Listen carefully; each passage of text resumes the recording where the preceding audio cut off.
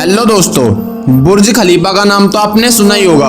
Dubai में स्थित बुर्ज खलीफा मानव इतिहास की अब तक की सबसे ऊंची इमारत है और इस इमारत के बनने से पहले कोई कल्पना भी नहीं कर सकता था कि इतनी ऊंची इमारत भी बनाई जा सकती है। इस इमारत को बनने में सिर्फ पैसे खर्च नहीं हुए, बल्कि यह 12,000 कारीगरों की दिन रात की मेहनत थी कि जो इस प्रोजेक्ट को सफल बनाया जा सका। यह प्रोजेक्ट इतना बड़ा था कि इसके लिए कई तरह की मशीनों और क्रेन का निर्माण करना पड़ा।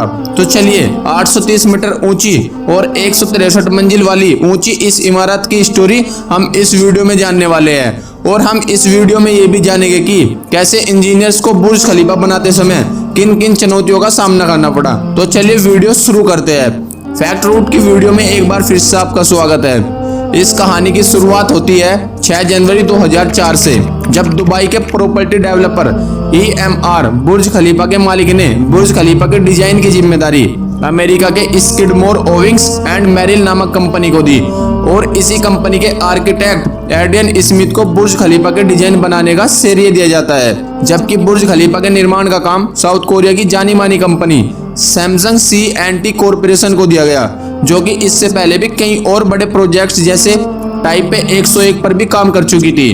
दोस्तों, आपको बता दें कि टाइपे 101 बुर्ज खलीफा से पहले दुनिया की सबसे ऊंची इमारत थी। दोस्तों, सैमसंग C&T कॉरपोरेशन को दिया गया यह काम इतना बड़ा था कि बेल्जियम की बेसिक्स और UAE की अरब टेक कंपनी के साथ मिलकर पूरा किया गया। एक मजेदार बात यह है कि जब 2004 में बुर्ज खलीफा का बेस बनाया जा रहा था, तब लोगों को पता भी नहीं था कि इसका पूरा डिजाइन कैसा होगा, क्योंकि निर्माण का काम शुरू होने के बाद भी इसके डिजाइन पर काम किया जा रहा था। काम शुरू होने के 3 साल के अंदर ही इसने रिकॉर्ड बनाने का सिलसिला भी शुरू कर दिया। 2007 में इसने सीएस टावर का बिल्डिंग विद मोस्ट फ्लोर्स का रिकॉर्ड तोड़कर अपने नाम किया।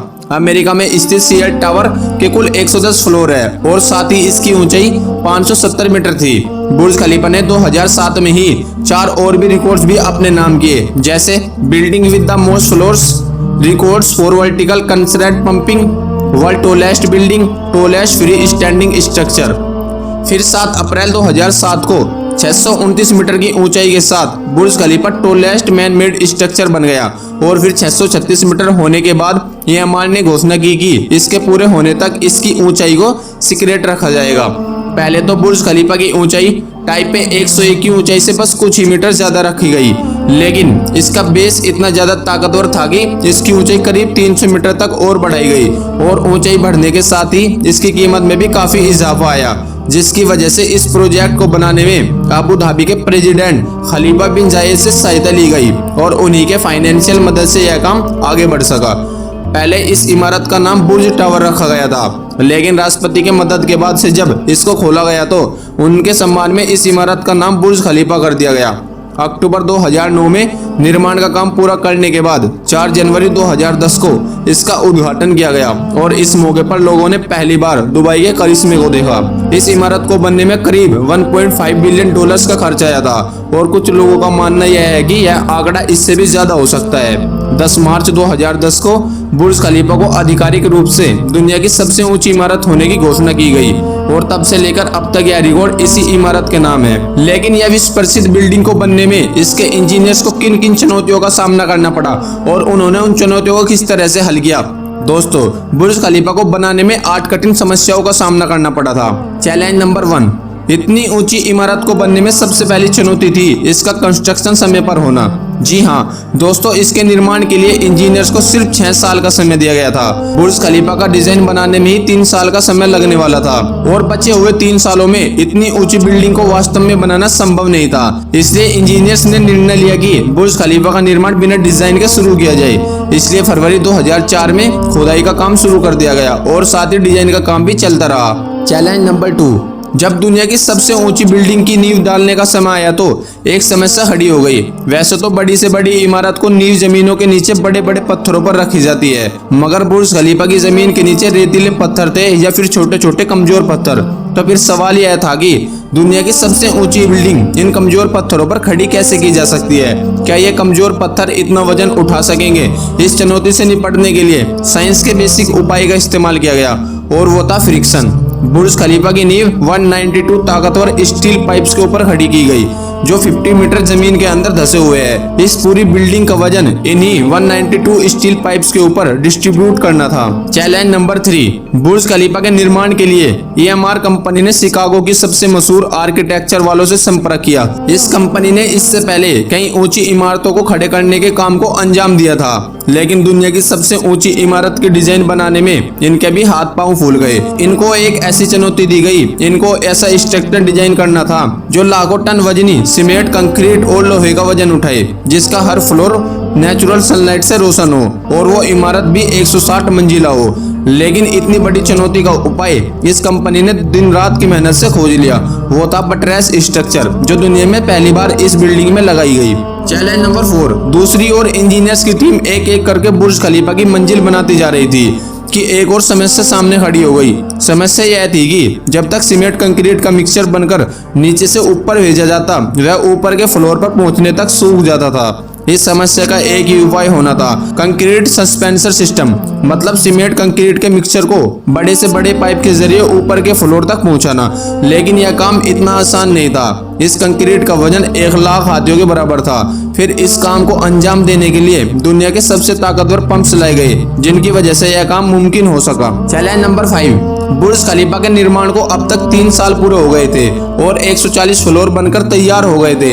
140 फ्लोर बनते ही इस बिल्डिंग ने दुनिया की सबसे ऊंची इमारत बनने का रिकॉर्ड तोड़ दिया था। इस बिल्डिंग को बनाने वाली जो क्रेन्स थी, उनकी मटेरियल को ले जाने की क्षमता सिर्फ 120 फ्लोर तक थी।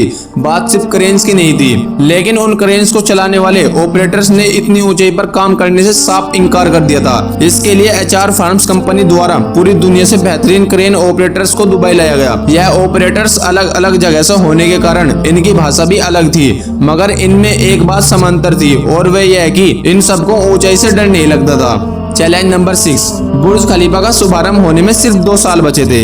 इस बिल्डिंग के सभी फ्लोर बनकर तैयार हो गए थे, मगर एक चीज की कमी थी और वह यह है कि इस इमारत पर लगने वाले ग्लास पैनल की। बुर्ज खलीफा पर 24,000 ग्लास पैनल लगले थे।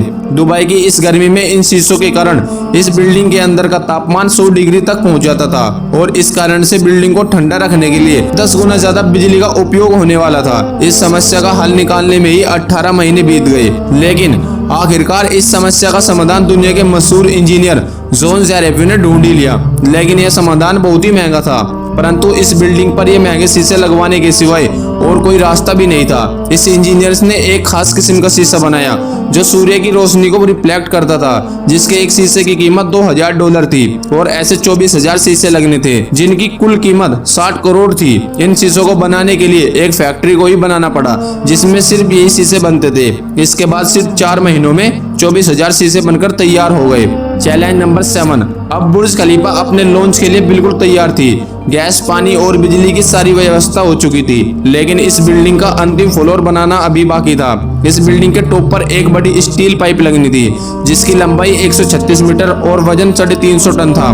दुनिया में ऐसी कोई भी क्रेन नहीं बची थी जो बुर्ज खलीफा के टॉप पर बादलों से भी ऊपर इतनी वजनी लंबी स्टील पाइप को रख सके। लेकिन यह काम किसी भी कीमत पर होना था, क्योंकि सवाल बुर्ज खलीफा की लॉन्च का था। अंत में इंजीनियर्स ने यह फैसला लिया कि इस स्टील पाइप को इस बिल्डिंग के अंदर ही बनाया जाए। इस स्टील पाइप को बिल्डिंग के ऊपर ही बनाया गया और वहीं पर इकट्ठा कर जोड़ दिया गया। चैलेंज नंबर 8, अब बुर्ज खलीफा पूरी तरह से बनकर तैयार हो गया था, परंतु सालों तक चले निर्माण के कारण यह बिल्डिंग पूरी तरह से मिट्टी से भर गई थी। अब बुर्ज खलीफा को बाहर से चमकाने का काम बाकी था, जिसका और कोई रास्ता नजर नहीं आ रहा था। आखिर मजदूरों को ही रस्सी से लटकाकर इन 24,000 शीशों को चमकाया गया।